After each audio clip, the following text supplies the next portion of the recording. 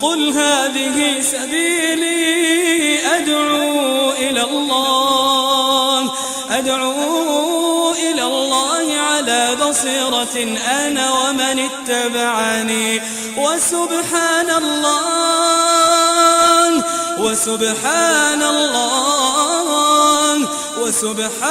الله وما بسم الله الرحمن الرحيم والحمد لله رب العالمين. Mes chers frères et sœurs, vous l'avez compris, le sujet d'aujourd'hui, malheureusement, traite encore une fois de plus sur le terrorisme, al-irhab, sur ce qui s'est passé ces derniers jours, ou disons ces dernières semaines ou ces derniers mois, dans plusieurs endroits du monde, et pas simplement en France, pas simplement en Belgique, mais il y a eu ces actes terroristes, malheureusement, l'île Asaf.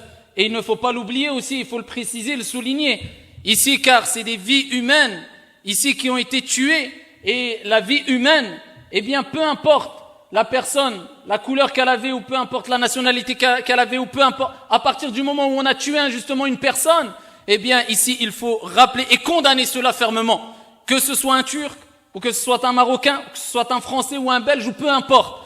Eh bien, ça s'est passé en Turquie, ça s'est passé dans des pays d'Afrique, ça s'est passé en Belgique, ça s'est passé en France, l'île Asafi Shadid. Et je me souviens que parmi les premiers sermons que j'avais déjà traités en 2010 et 2011, c'était sur les attentats terroristes. Et nous voilà encore, depuis des années encore, et à traiter, à retraiter le même sujet, et à continuer à mettre en garde contre ces excès de folie, contre la folie des hommes. Parce que c'est de la folie. Et bien sûr, on l'a toutes et tous compris que cela, eh bien, n'a rien à voir avec la religion de l'islam, ou le christianisme, ou le judaïsme, avec aucune religion. Bref, le terrorisme n'a pas de religion. Tout le monde le sait, ayyuhal akhyar. Et comment prétendre le contraire, alors que si on va chez les chrétiens, on va chez les juifs, on va chez les musulmans, eh bien on retrouve toutes et tous cette même parole. Tu ne tueras point. Et des gens, ici, en interprétant des textes comme bon leur semble, eh bien ils se permettent de tuer, mais le plus grave, au nom d'une religion. Et c'est ce qui nous met hors de nous, l'île Asafi Shadid, malheureusement, avec le plus grand des regrets. Parce qu'une personne qui se suicide, c'est condamnable, ce n'est pas bon pour lui. Mais une personne qui se suicide au nom d'une religion, là c'est catastrophique. Quelle religion autorise le suicide? Une personne qui tue des femmes et des enfants, qui allaient au travail, qui sont dans un aéroport, qui vont se divertir, qui vont voir un match de foot ou je ne sais quoi, au nom d'une religion. Mais comment une personne censée peut accepter cela, ayyuhal akhyar, sans avoir de science, en étant croyant ou incroyant? En étant athée ou bouddhiste, qui peut accepter cela? Quelle logique, quel esprit sain peut accepter cela, ayyuhal ahibba? Et après, ces gens-là se revendiquent d'une quelconque religion. Wallahi wa rabbil Kaaba, par le Seigneur, par notre Seigneur, l'islam se désavoue complètement de ces actes-là et de ces gens-là. Cela n'a rien à voir avec l'islam, avec le christianisme, avec quelconque religion. Une personne censée, eh bien, sait qu'il ne doit pas faire du mal. Tu vas voir un musulman, un non-musulman, un juif, un chrétien, peu importe. Tu lui dis, est-ce que le mal est bien? Il te dira non. Est-ce que le bien est bien? Il te dira oui. Est-ce que tuer une personne qui va au travail, c'est bien? Il te dira non. Tu veux quoi comme preuve encore? On est obligé de parler avec des paroles très simples et simplistes parce qu'on ne cesse de rapporter des preuves du Coran et de la Sunna. Eh bien, il y a des gens qui, je pense que c'est mieux de leur parler avec des paroles simples. Parce qu'ils décrochent rapidement quand on rentre un peu dans la science légiférée. Et pour montrer que ceux qui essaient de gangréner cette jeunesse-là à travers des textes coraniques ou des récits prophétiques, eh bien leur théorie tombe à l'eau, eh bien on emploie des paroles simples. Mais vous imaginez que demain, c'est peut-être vous, c'est peut-être votre mère, votre père, votre frère, votre sœur, qui va être tué. Pourquoi? Parce que une personne a été prise de folie, alors que le messager de Dieu, alayhi salatu wassalam, et là nous parlons dans un contexte religieux, mais combien de fois a mis en garde contre ces actes-là? Et ce n'est pas des actes nouveaux. Le terrorisme, il existait déjà à l'époque du prophète, alayhi salatu wassalam. Et avant la venue du prophète, après la venue du prophète, dans tous les siècles, dans les quatre coins du monde, ça a toujours existé, ça existera jusqu'à la fin des temps. Certains vont le faire au nom de l'islam, d'autres au nom d'une idéologie quelconque, d'autres au nom d'une patrie, d'autres au nom... Le terrorisme a toujours existé, il existera toujours. En tout cas, ne revendique pas du tout ça au nom de l'islam, car l'islam, ici, se désavoue complètement de ces actes de folie. Et ça n'a rien à voir avec cette religion, alors que nous savons toutes et tous que Dieu a dit dans le Coran, وَمَا أَرْسَلْنَاكَ إِلَّا رَحْمَةً لِلْعَالَمِينَ. Elle est où cette miséricorde? Dieu ne dit pas dans le Coran, quand il parle du prophète, nous t'avons certes envoyé en tant que miséricorde pour l'humanité. Mais je ne comprends pas, on fait quoi de ces versets coraniques? C'est ça la miséricorde? C'est ça, parler au nom du prophète qui a été envoyé en tant que miséricorde pour l'humanité. C'est ça, parler au nom du prophète, alayhi salatu wassalam, qui lui-même, quand des gens voulaient le tuer, comme je vous avais déjà rapporté ce récit prophétique authentique à plusieurs reprises, quand il s'était accoudé ici sous un arbre pour se reposer. Et voilà qu'un ennemi qui voulait le tuer injustement a pris son épée, l'a pointée vers lui. Le prophète, alayhi salatu wassalam, s'est levé et il lui a dit, qui te sauvera de moi? Il a dit Dieu. L'épée est tombée, il a repris l'épée, il lui a dit, maintenant, qui te sauvera? Et ici, il a dit, sois meilleur preneur. Et le prophète, alayhi salatu wassalam, l'a laissé partir en paix. Et c'est au nom de Mohammed, alayhi salatu wassalam, que ces gens-là commettent ça. Mais on se désavoue et l'islam se désavoue. Certains vont dire, on n'a pas à se justifier. Mais malheureusement, c'est fait au nom de l'islam, on doit se justifier. Pour dire, ça n'a rien à voir. On se justifie dans ce sens-là, pour dire, attention, attention. Ils le font au nom de l'islam, ils s'appellent peut-être Mohammed Karim ou je ne sais quoi. Ça n'a rien à voir avec l'islam. Le prophète, alayhi salatu wassalam, n'a-t-il pas dit, et il y a des priorités dans la vie, comme il y a des priorités, il y aura des priorités au jour de la résurrection. Dieu, eh bien, a fait que les choses sur lesquelles on rendra des comptes, en premier lieu, ce sont les choses les plus importantes et les plus graves. Et la première des choses, comme il est relaté dans le hadith bisanadin sahih, avec une chaîne de transmission authentique, sur laquelle on rendra des comptes au jour de la résurrection, tu vas commencer le jour des comptes, au jour de la résurrection, la première des choses, c'est sur le sang qui a coulé. Dieu t'interrogera. Est-ce que tu as versé le sang? Est-ce que tu as tué? Pourquoi Dieu nous interrogera sur la première des choses? C'est pas sur les péchés que tu as fait. La première des choses, le sang, pour nous rappeler que c'est la chose la plus grave si tu as versé le sang d'une personne, d'un innocent, d'une femme, d'un enfant, d'un homme, d'un vieux, d'un jeune, peu importe. Tu es qui pour enlever l'âme? Alors que Dieu lui a donné son âme, Dieu l'a créé, Dieu l'a façonné, et toi tu viens et tu dis, je vais le tuer. Je vais être la cause que son âme va être ôtée. Eh bien, Dieu se désavoue de toi, ya Abdallah. Et c'est pour ça que le prophète, Mohammed alayhi salatu wassalam, il dit dans un hadith rapporté par Al-Bukhari, il dit, le prophète alayhi salatu wassalam, celui qui tue, mu'ahadan, rapporté par Al-Bukhari. Mu'ahadan, c'est celui avec qui tu es en paix. Il y a un ahd, il y a un pacte de sécurité. C'est-à-dire, tu sors de chez toi, tu le vois, tu le croises, il te croise, tu n'es pas en guerre. Tu lui dis bonjour, il te dit bonjour, tu vis avec lui tous les jours. Tu es en paix, comme nous le sommes aujourd'hui. Eh bien, celui qui tue, un mu'ahad, eh bien, le messager de Dieu dit, et il te rappelle, il y a 14 siècles déjà qui se désavoue de tous ces groupuscules. Et il dit, je me désavoue de cette personne-là, il ne sentira pas, lam yashum, il ne sentira pas l'odeur du paradis. Ces gens-là qui pensent que en tuant ou en se faisant tuer ou alors en se faisant sauter, ils vont aller au paradis. Le prophète dit, il ne sentira même pas l'odeur du paradis. Ça, c'est un message pour nous dire, mais il n'a rien à voir avec l'islam. C'est quoi ça? Cette personne prétend au nom de cela qu'il va aller au paradis. Il ne sentira même pas l'odeur du paradis. Dans un autre hadith rapporté par Al-Bukhari, le prophète alayhi afdalus salati wa askat taslim a dit, celui qui tue une personne à qui il a promis la paix, la sécurité. C'est-à-dire que toi, tu ne le prends pas en traître. Tu vis avec lui, il vit avec toi quand il te voit. Tu sais très bien que tu vas pas le tuer. Tu sais très bien qu'il va pas te tuer. Tu vis en sécurité avec lui. Et tu lui as promis la paix, il t'a promis la paix. Tu vis en harmonie. Celui qui tue cette personne-là, le prophète alayhi salatu wassalam a dit, je répudie, je me désavoue. Rapporté par Al-Bukhari, je me désavoue, je répudie. Si le prophète te répudie, c'est qu'Allah t'a répudié. Qu'est-ce que tu vas avoir avec l'islam, ya Abdallah? Je me répudie de l'assassin, même si l'assassiné, bien sûr, et n'est pas un musulman. Il dit, le prophète, même si l'assassiné n'est pas un musulman, tu es assassin, tu as tué un non-musulman, alors que tu étais en paix avec lui, eh bien le prophète te répudie. C'est-à-dire, il se désavoue de toi.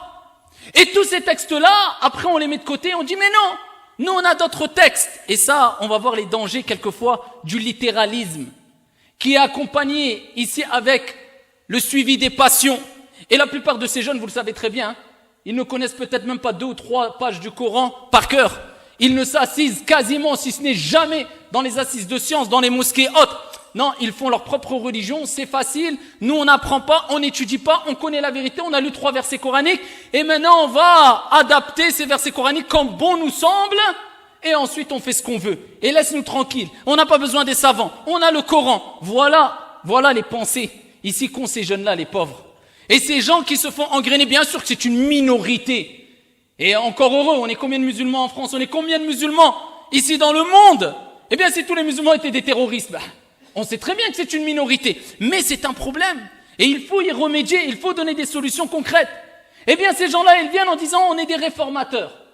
Eh bien, Allah Azza wa Jalla ne parle-t-il pas de ces gens-là qui sèment la discorde, qui sèment la pagaille, et au nom de la réforme, وَإِذَا قِيلَ لَهُمْ لَا تُفْسِدُوا فِي الْأَرْضِ, Allah, Dieu dit dans le Coran, et lorsque tu leur dis, ne créez pas le désordre, la corruption sur terre, قالوا, ils disent, إِنَّمَا نَحْنُ مُصْلِحُونَ, nous ne sommes que des réformateurs. Eh bien, Dieu leur répond, أَلَا إِنَّهُمْ هُمُ الْمُفْسِدُونَ, وَلَكِنْ, et c'est ce qui fait peur, لَا يَشْعُرُونَ. Allah il dit, mais non, ce ne sont que les plus grands corrupteurs, ceux qui font des désastres et du mal, mais ils ne s'en rendent pas compte. Et c'est ça le problème. C'est des gens qui ne se rendent pas compte de leur égarement, malheureusement. Et ils ne se rendent pas compte des dégâts qu'ils commettent, wal'iyadhu billah, sachant que ceux-là se disent croyants et se disent adorer Dieu, et quelquefois au nom d'une religion, peu importe la religion. Eh bien, si on reste dans le contexte de la croyance et tu crois au texte coranique et prophétique, eh bien, écoute ce récit prophétique. Et regardez tous les textes qu'il y a qui sont clairs, sans ambiguïté. Mais eux, ils vont prendre ce qui est ambigu, ou ils vont interpréter comme bon leur semble ce qui n'a pas à être interprété, c'est clair.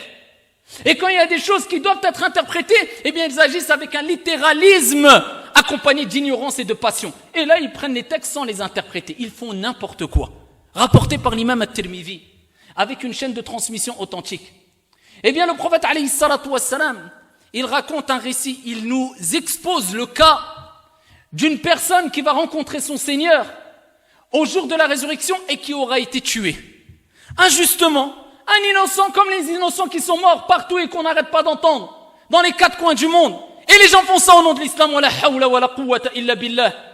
Eh bien, il dit, le prophète alayhi salatu wassalam, au jour de la résurrection, celui al-maqtoul, celui qui a été tué, eh bien, viendra accompagné, pas tout seul, accompagné du tueur, celui qui l'a tué.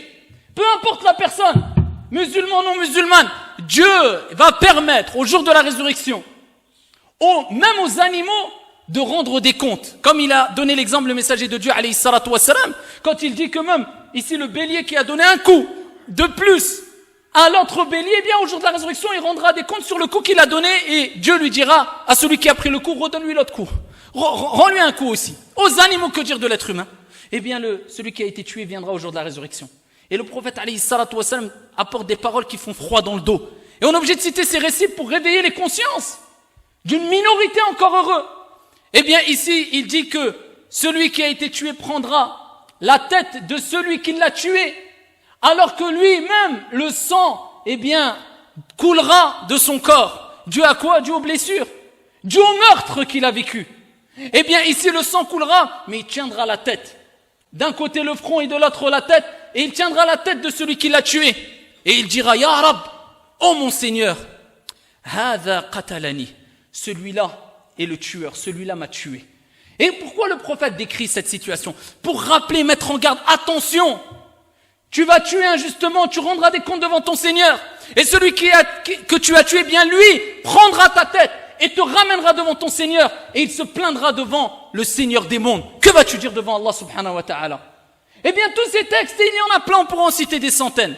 Mais pour nous rappeler, ahibbati fillah, que ces textes nous prouvent que ce n'est pas possible qu'une personne se réclamant de l'islam, en disant que j'ai bien compris la religion, puisse commettre de tels actes au nom de l'islam. Et cela nous rappelle que wallahi wa rabbil Kaaba, cela n'a rien à voir avec l'islam. Rien à voir avec la miséricorde qui a été envoyée Mohammed alayhi salatu wassalam. Rien à voir avec le comportement du messager de Dieu et des compagnons. Rien à voir avec les paroles coraniques. Rien à voir avec... Rien à voir. Et c'est pour ça qu'il est important, mes chers frères et sœurs aussi, de prendre en considération, eh bien, l'expérience.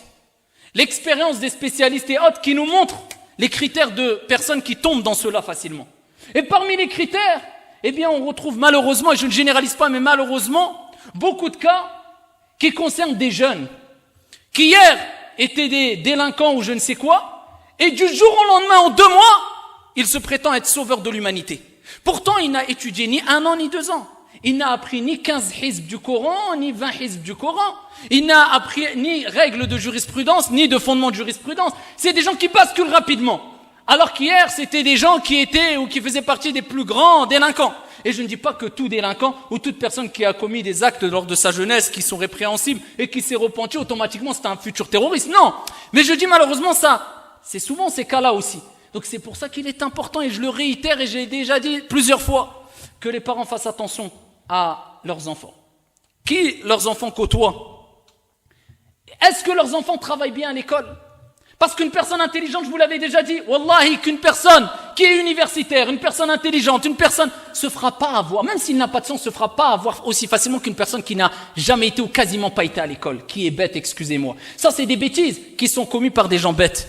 Et c'est pour ça qu'il est important de pousser les enfants à exceller à l'école. Ça, c'est le premier point. Deuxièmement, faire attention aux fréquentations. Troisièmement, pousser les enfants à apprendre leur religion dans une structure organisée où ils sont avec d'autres enfants. Je parle des sciences religieuses, où on leur apprend comme on fait tous les savants pendant des années le bon comportement avant d'apprendre quoi que ce soit d'autre. Et c'est pour ça qu'il faut insister sur le bon comportement, la tolérance, l'esprit d'ouverture, l'esprit ouvert. Et aussi, il est important de mettre en garde sur un certain littéralisme quelquefois, qui fait que le bon devient mauvais, le mauvais devient bon quelquefois. Quelquefois, il y a des textes et des métaphores. Quelquefois, des textes sont à prendre au premier degré. Quelquefois, des textes sont abrogés. Quelquefois, des textes, ils doivent être contextualisés. Et ça, c'est demandé au plus grand des savants et pas à n'importe qui vient d'entrer dans l'islam il y a 2 jours. Comme disaient certains plus prédécesseurs, je m'étonne de gens qui parlent des sujets concernant le mariage et le divorce, alors qu'ils ne connaissent même pas 50 000 récits prophétiques par cœur.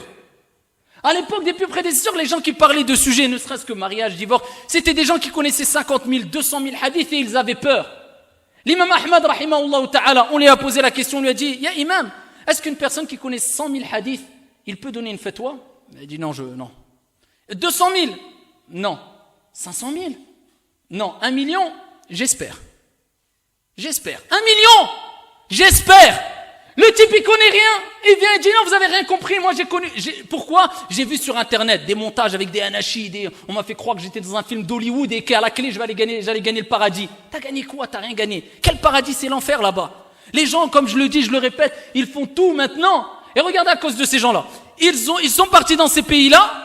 Eh bien, ils ont fait ruina. Les gens font tout pour venir maintenant, pour être en sécurité ici. Ils sont prêts à mourir, que leurs enfants meurent. Ils sont prêts à sacrifier même leur vie pour pouvoir passer la mer, traverser la mer pour arriver dans les pays d'Europe pour être en sécurité et fuir ce terrorisme. Eh bien, après quand il y a des attentats en Europe, eh bien, après on les rejette ces migrants. Ah ben non, regardez, peut-être vous êtes des terroristes. À cause de eux, eh bien, ils peuvent plus vivre nulle part. À cause de qui? C'est ça les conséquences. Vous croyez que le prophète alayhi salatu wassalam, quand il agissait, ça apportait ses conséquences? Jamais. Tu veux savoir si une personne est dans le bien ou dans le mal? Regarde les fruits de ce qu'il a fait. Regarde les conséquences de ce qu'il a fait. S'ils sont bonnes, cherche pas à comprendre, il est dans le bien. Si c'est mauvais, cherche pas à comprendre, il est dans l'égarement. Qu'est-ce qu'il y a de bon dans ces gens-là? Dans ces groupes-là? Dans ces groupes extrémistes et terroristes? Qu'est-ce qu'ils ont apporté de bon? Si ce n'est faire rentrer la peur, chez qui? Chez les musulmans et les musulmanes. Allez voir dans le monde maintenant, même les sœurs qui ont le voile simplement, ils sortent avec leur voile, ils n'ont rien fait, c'est des femmes, ils sont... Eh bien, regardez combien se font agresser, combien se font réprimander, à cause de qui? Merci à qui, entre guillemets? Merci à ces gens-là qui disaient, on va sauver les musulmans. Vous avez sauvé rien du tout. Nous, on se désavoue de vous, et l'islam se désavoue de vous, et on dit, au nom des musulmans, laissez-nous tranquilles. Les musulmans vivaient tranquillement, regardez maintenant l'ambiance que ça a créée. Grâce à qui? À cause de qui? Et c'est pour vous dire, ayyuhal akhir, que ces gens-là rendront des comptes auprès de Dieu pour le mal qu'ils ont fait, pas à 1 ou 2 personnes, mais aux millions de musulmans qui vont vivre peut-être jusqu'à la fin des temps parce que les répercussions de leur acte, eh bien, ne cessera de se répercuter dans l'histoire. Et la mauvaise image ne cessera de circuler à travers l'histoire à cause de eux. Mais que vont-ils dire devant leur Seigneur? Le petit être humain faible qui a plein de péchés, il se rajoute cette responsabilité. Étonnant. Ajib. Nas'alullah as-salamata wal-afiyah. On implore Allah tabaraka wa ta'ala de nous préserver de tous ces groupes égarés et de préserver notre jeunesse, nos femmes, nos enfants, nos sœurs, de tous ces groupes égarés, du terrorisme et de tout mal qui peut nous toucher. Allahumma amin. Et on demande à Allah de préserver ce pays, tous les pays où il y a une stabilité et où les musulmans peuvent vivre en paix et en sécurité. Et on demande à Allah subhanahu wa ta'ala de déverser la paix et la sécurité dans tous les pays du monde, musulmans et non musulmans, touchés par ici la folie des hommes. Allahumma amin. هذا وصلوا وسلموا رحمكم الله على نبي المختار كما أمركم بذلك جل في علا حينما قال إن الله وملائكته يصلون على النبي يا أيها الذين آمنوا صلوا عليه وسلموا تسليما.